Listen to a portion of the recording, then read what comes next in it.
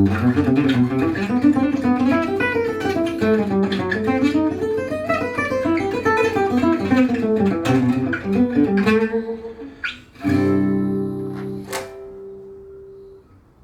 everyone, Dennis Chang here, and I'm feeling very sick. I think I have COVID or something. But I need to make this video, if not I get punished by the YouTube algorithm. And forgive me for having to play quietly on the guitar, because in Japan it's actually not, you're not allowed to play music at home. Yeah, it's a strange kind of social rule they have. That's complicated, but anyway, so I have to play very quietly. So today I want to talk to you about typical gypsy jazz vocabulary. And what I thought I would do is to not actually copy anyone's licks per se, but interpret them in my own way, which is exactly what I did in this long phrase here.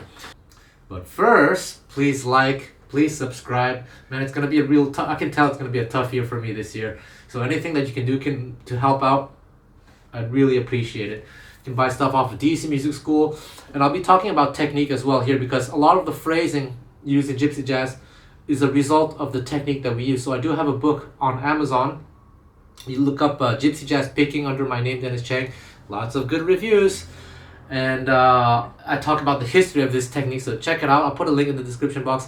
I will also have the phrases transcribed for you on SoundSlice. And yeah, let's get started. So the way I define gypsy jazz, a simple definition anyway, that's a big topic in itself, is a phrasing vocabulary that is highly influenced by Django Reinhardt and that evolved over the years, namely in the past, since after Django's death, but with a big revival in the 70s. So Django's vocabulary and the way gypsies Western Europe play this music, so the Sinti, like Angelo Debar, Birelli Lagren, even though he's kind of mixing a lot of different styles, Stokolo Rosenberg, Fapi Laferta, all the great masters that you can find on DC Music School actually. So it's how they all have their own distinct style, yet kind of a shared vocabulary, even though they might not play the exact same licks. And that's kind of the flavor. So when I was asked, is gypsy jazz about arpeggios? Yes and no, because I would say other styles like bebop is also about arpeggios, can be about arpeggios as well. It's just that they're decorated in different ways.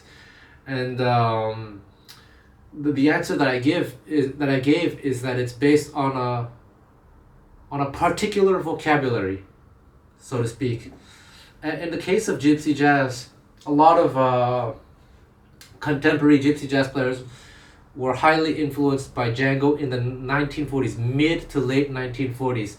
This is the period where Django started playing longer phrases, and whereas in the 30s, especially in the beginning of his career, it was more similar to what a lot of 1930s jazz musicians were doing in the New Orleans style, swing music style. By the 1940s, Django was developing these longer lines, and a lot of gypsies, I think, were highly inspired by that, and that's how someone like Stokolo Rosenberg came up with this style based on like long, uninterrupted phrases. The difficult thing about this is that there are no rules. I can't tell you this scale or that arpeggio, because it's going to be a mix of a lot of things, and it's going in different directions. It's not following a pattern. It's not like, let's say I teach you a C major scale, and I tell you, here's a sequence, here's a formula, etc. That's not how gypsy jazz vocabulary works. There are certain tendency movements, tendency notes, colors, but it's not necessarily always following a set formula. So this long phrase that I played for you in the beginning of the video was improvised, and I think it's very, very typical of the style over a major chord, in this case C major chord. Although I will have this transcribed for you on Sound Slice, I would like you to try to learn this by ear. I'll slow it down for you.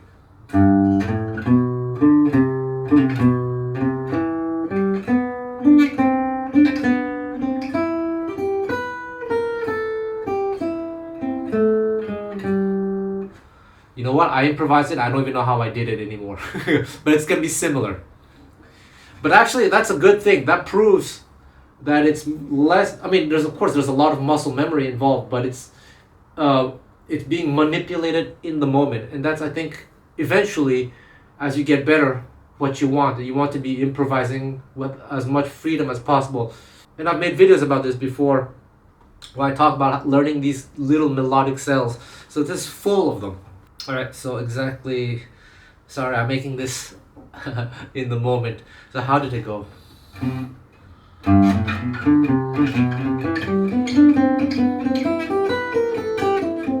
Yes.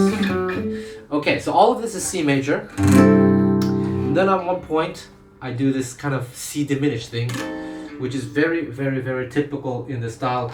When there's a C chord that lasts for a little bit of a while, somewhere in between, as you play a C kind of phrase, you can insert a C diminished arpeggio. That's something that Django is very fond of. And then you resolve back to C. So, you do this phrase slowly. I think I remember it.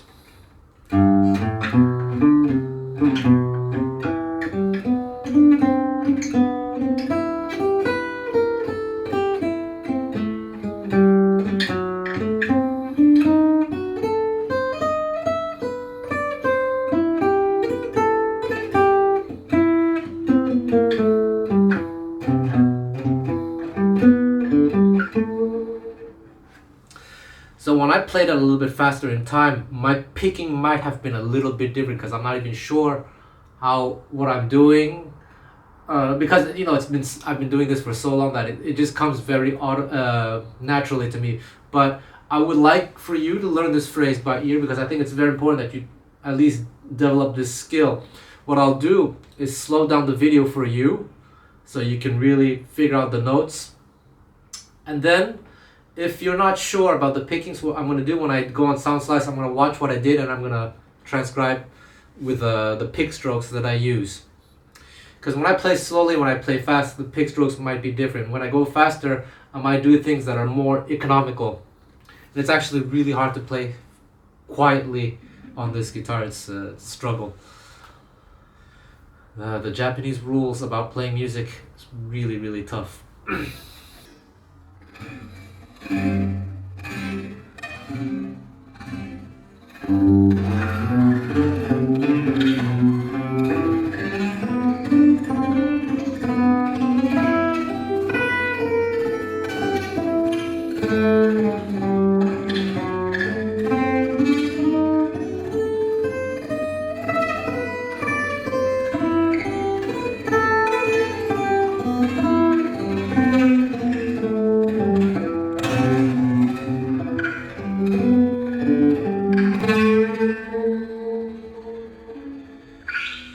But you see, this phrase is full of twists and turns, and I can, of course, describe it in terms of theoretical terms, like this is this arpeggio, it's an enclosure with a little trill, and it's a repeat octave above, and the chromaticism, all that stuff.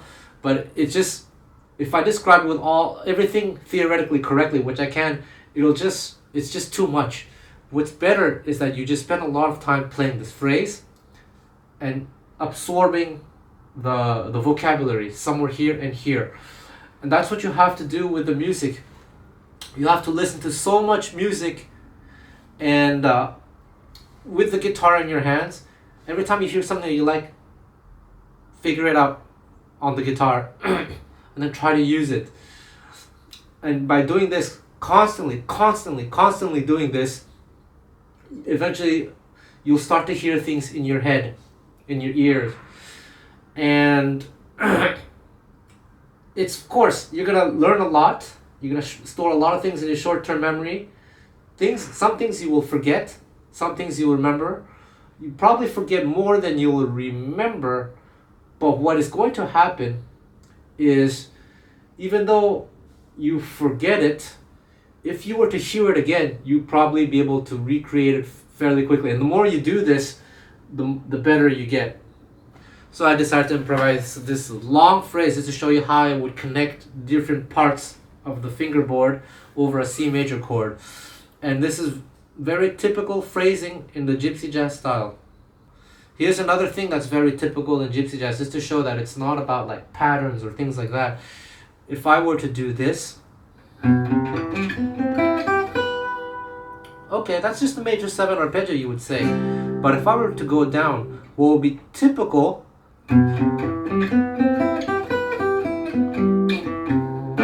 so you go up with a C major 7 arpeggio and go down with just E minor arpeggio. It's just C major 7, but E minor superimposed over C major.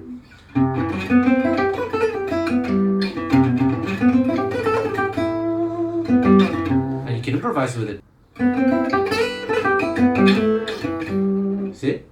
In this position. In this position. You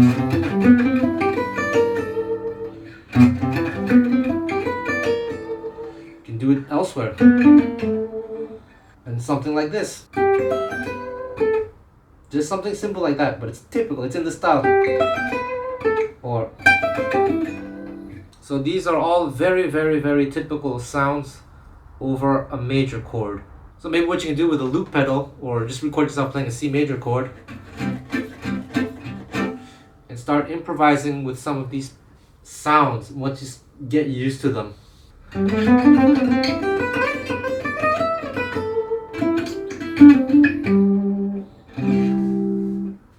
So if you go on DC Music School and you check out the different Gypsy jazz artists, you'll see that they have their preferred interpretation of this vocabulary, each all in their own way.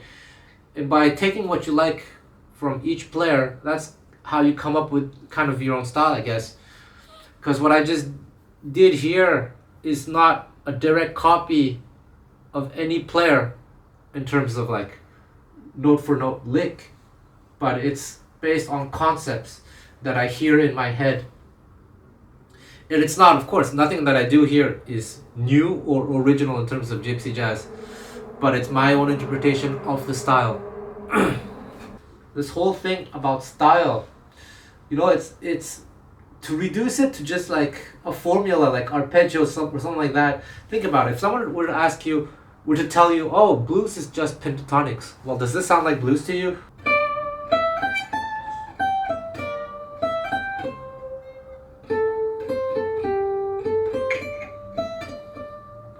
Sounds like Chinese music, right? But then something like this. That sounds like blues. They're both pentatonic, but it's how you use the notes. There are certain tendencies, certain movements that are typical in each style, and that's what you have to learn how to absorb. And what makes it maybe frustrating for learners is that because there's no set formula where you just learn this scale or this arpeggio and then boom, you're done. You have to actually spend a lot of time listening to music. It's just absorbing it. It's really like learning a language. Most people who learn to speak a language very, very well, they don't memorize tons of grammar tons of grammar. Instead, they spend a lot of time listening to the language and then holding on to things that they understand that they can use right away, and eventually they figure out how the language works. And that's how it is for me with Japanese. I didn't learn from grammar. I learned from the actual environment listening a lot, and I figured out the grammar from the environment. I made a video about this some time ago. Extract the theory from the music. Don't learn the music from the theory. Alright, I think I'm gonna go throw up, guys.